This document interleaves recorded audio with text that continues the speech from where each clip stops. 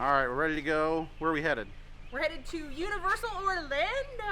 All right. Hi, my name is Kelly, and I've spent the last 15 years traveling the world for both business and pleasure, which laid the groundwork for my travel agency, Work Travel Services.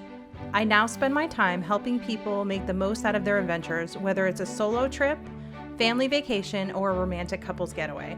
Subscribe to my channel and join me as I take you to some of my favorite places and share tips and tricks that I've picked up throughout my travels.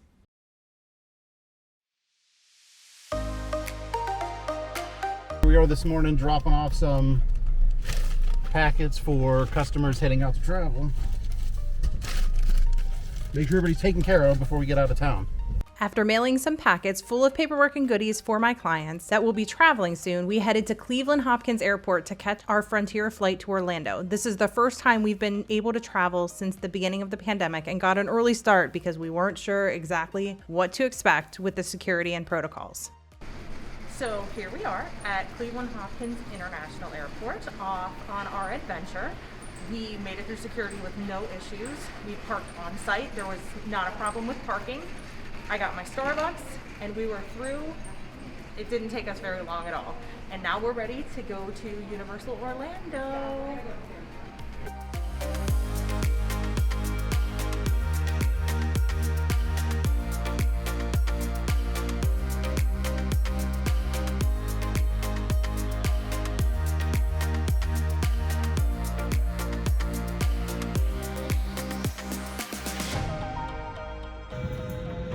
Made it onto the plane. Now Kelly told me, since we're flying a budget airline, there would be small tray tables, but there is 0 tray tables at this point. Okay, I'm going to rescind my previous statement. There is a tray table, but it folds out from the console over here. Welcome aboard Frontier Airlines, now the top service to Orlando.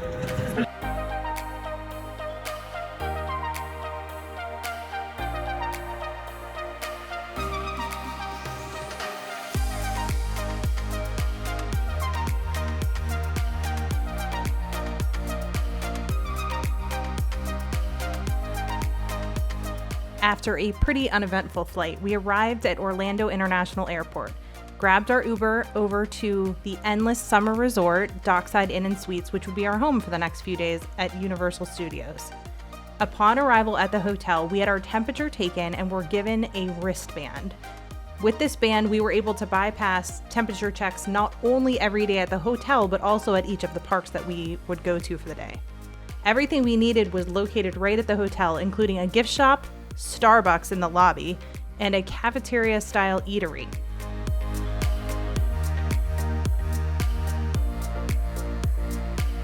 Once we got settled into our room, we hopped on the shuttle over to the theme parks. We were able to get right on a bus, and the drive over was only about 5 minutes.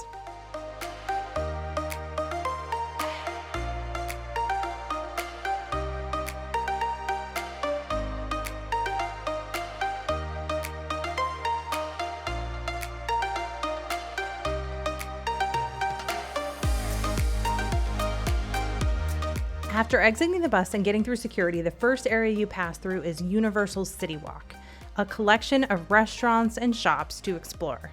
Since we were getting a late start to the day, we headed right to Universal Studios and found something to eat at the park.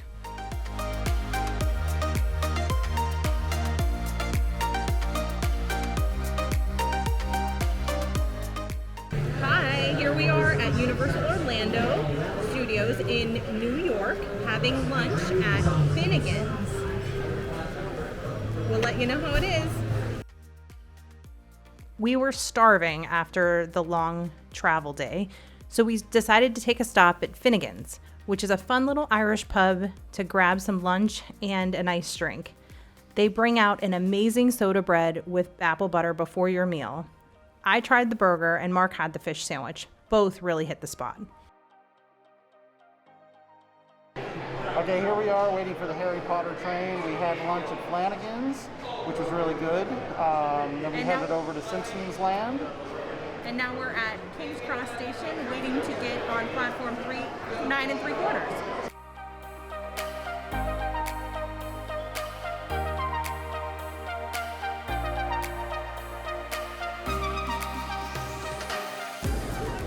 Here we are in the line at King's Cross Station. The line is currently 90 minutes, which we've been in line for about 35 at this point, but it's moving, so it's okay. We are getting ready to ride the train and over to Islands of Adventure.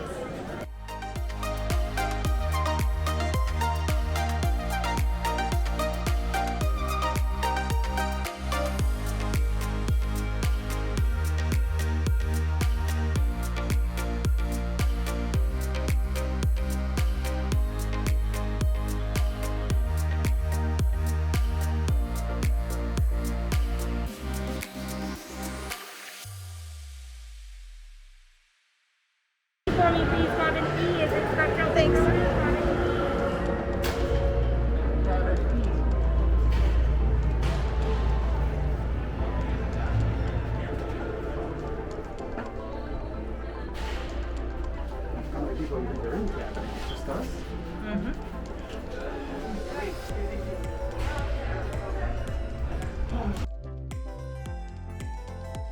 After taking a ride on the Hogwarts Express, we arrived at Hogsmeade in Islands of Adventure. So we just got off the Harry Potter train, and I want to show you how amazing this Harry Potter world is.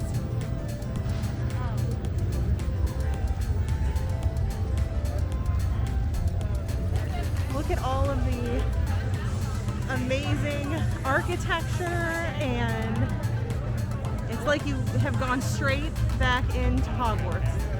What are we saying? So we just got off the train. We're here at Hogsmeade, and we're in line now to get a butterbeer. It'll be our first time trying it, and the train was an awesome ride. It was amazing. It was well worth the hour and a half wait that we waited.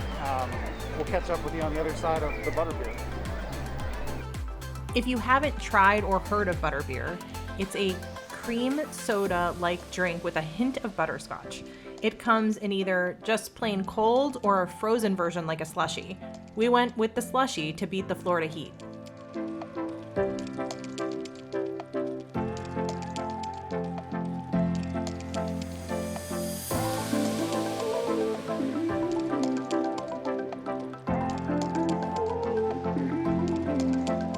Here we are in Hogsmeade.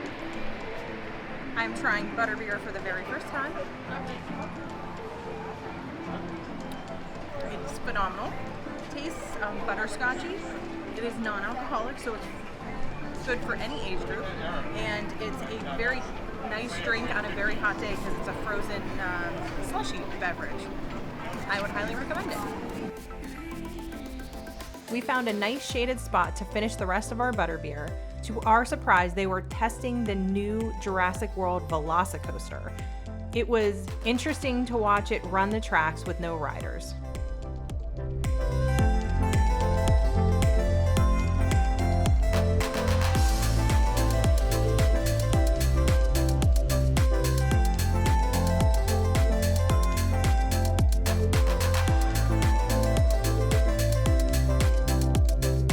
To end our first day, we headed over to Methos, an award-winning full-service restaurant in Islands of Adventure.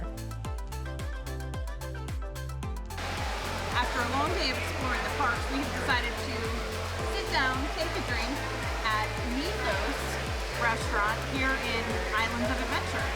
It's supposed to be a wonderful restaurant, and we will tell you about it shortly. The spanakopita dip was to die for. Mark had the gnocchi bolognese and I had the spinach and ricotta ravioli. Both meals were absolutely incredible. I would highly recommend.